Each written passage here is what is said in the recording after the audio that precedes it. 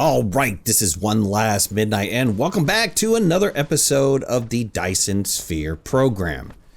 Now, today we're going to look at mining. We're going to do a little in-depth, deep dive into mining so that you can understand how mining works. So let's go ahead and get started. You're going to need a couple research items before you can even do mining. So I'm making the assumption that we're at the beginning of the game, we're just started, and you don't really have any research completed. But you're going to need the following three research items. You're going to need electromagnetism, which will unlock some power for you, and it will unlock the miner, which is probably the most important item we're going to be looking at here. You're going to need basic logistics unlocked, which is going to give you the Mark 1 conveyor line, the Mark 1 sorter, and it's also going to give you storage. And while I said you need three, you honestly really don't need this last one, but it's the mecha core. It gives you an additional 40 plus megajoules of energy for your mecha. Now, personally, I say you need it because as you start mining and as you start moving around, you're going to find out that you lose energy relatively fast. So this is a really good one to have right from the beginning. And that way you don't really need to stress too much about energy. Granted, you are going to lose it quickly, but that additional 40 will help you out significantly. The buildings we're going to be focusing on are the mining machine, which is probably the most important building, like I said earlier.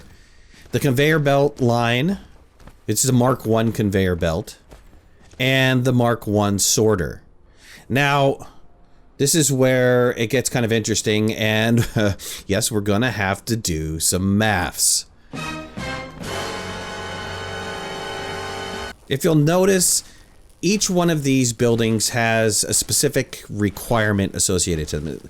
Gathering speed, transportation speed, sorting speed. And what's also curious is that all of these are a multiple or some sort of derivative of 3.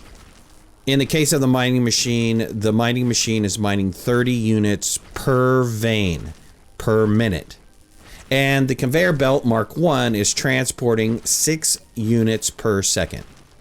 While the Mark 1 sorter is transporting 1.5 units per second per grid. Now, per grid's important because if your grid space is 1, you're getting that 1.5 per second. Otherwise, if it is 2, you're getting half of that. You're getting 0.75 transfer. And I think the grid space can only go out to 3 at this moment in time. So let's look at this under a practical example so we can kind of understand how this really works. The resource that we're looking at here is coal. Coal is important for many reasons. Mainly because it's your first power source. Yes, you could use trees, you could use plants to power your mecha, but coal is more efficient, at least at this moment in time. So coal is kind of the first resource that I look for immediately because running out of power is a real thing. When you put down the miner kind of has a cone of availability. Well, a gathering cone, let's put it that way. It's got a gathering cone. And it can gather from 1 to... I think the most items that I was able to get in a cone was about 8. But typically, I try to get about 6 resource nodes into a specific cone. There's a reason for that. The math works out really well. Why? 6 resource nodes on there produces 180 units per minute. And you can easily get that by multiplying 30 times 6, which gives you 180. Another important thing to figure out is to turn around and divide that by 60. So 180 divided by 60 gives you 3 units per second. The reason why it's important is because you need to know how many units is coming out of the miner to be able to properly load up your conveyor belt. Try to remember that the Mark 1 conveyor belt can only transfer 6 units per second.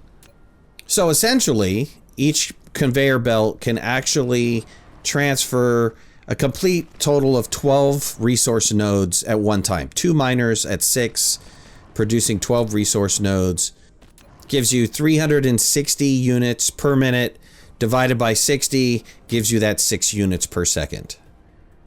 And it's really important to stay on top of, because otherwise you're going to wind up using too many resources, or maybe not using enough resources on your conveyor belt at this moment in time. Again, the conveyor belts do scale. There's a Mark II conveyor belt, and the Mark II conveyor belt transfers 12 units per second. So it can handle a total of 720 units per minute. And then there's also a Mark III conveyor belt, which can transfer 30 units per second for a whopping 1,800 units per minute. But the Mark II and the Mark III conveyor belts are a little bit farther down the line, and you don't really need to worry about them at this particular moment in time, especially if you're just starting out. And so that brings us to sorting, because you're going to want to sort and store anything that's coming off of your conveyor lines from your mine. And in our case, in our example, since we only have the Mark I sorter, the Mark I sorter transfers 1.5 units per second per grid. So let me try to explain that to you. If your sorter is right close next to whatever you want to transfer it, one grid square, you're getting the 1.5 maximum that you could possibly get out of the sorter. But it's divided by a number of grids. So if you are 2 grid squares away from where you're storing it, you're only getting 0.75 out of the Mark I sorter. And if you add more grid squares, you're dividing by even more, right? So I think the maximum right now, it only goes to 3. So you only go down so far. So you need to keep this in mind when you're, taking items off of your conveyor line, because you need to know, look, I'm transferring, how many units can I actually transfer?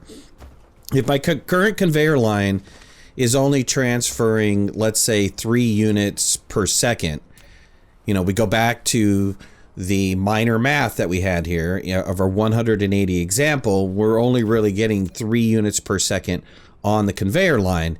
Then I only really need 2 sorters per conveyor line to be able to transfer all those goods across. If I increase the number of nodes or increase the number of miners and merge it into one conveyor line, then I would need more sorters to be able to transfer those goods off onto some storage, or maybe into another base building that produces some sort of item. Now, the sorters do come in various flavors as well. They come in the Mark II and the Mark III flavor. Mark II can transfer 3 items per trip per second per grid, and the Mark III can transfer 6 items per trip per second per grid. So remember, again, if you're multiple grid squares away from where you're transferring it to, you're going to have to do that division.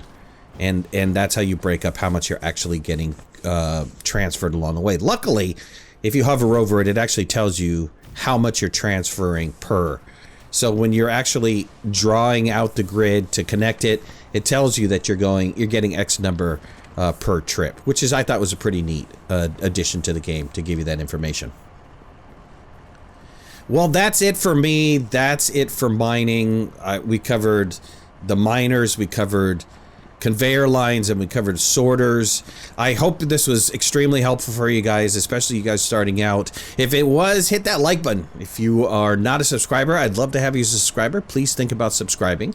If you want to follow me in any of my social media, you can find the links in the description below, and make sure to hit that notification bell. That way you know when I go live and when I post new videos. It's good talking to you guys. I'll see you later. Bye-bye.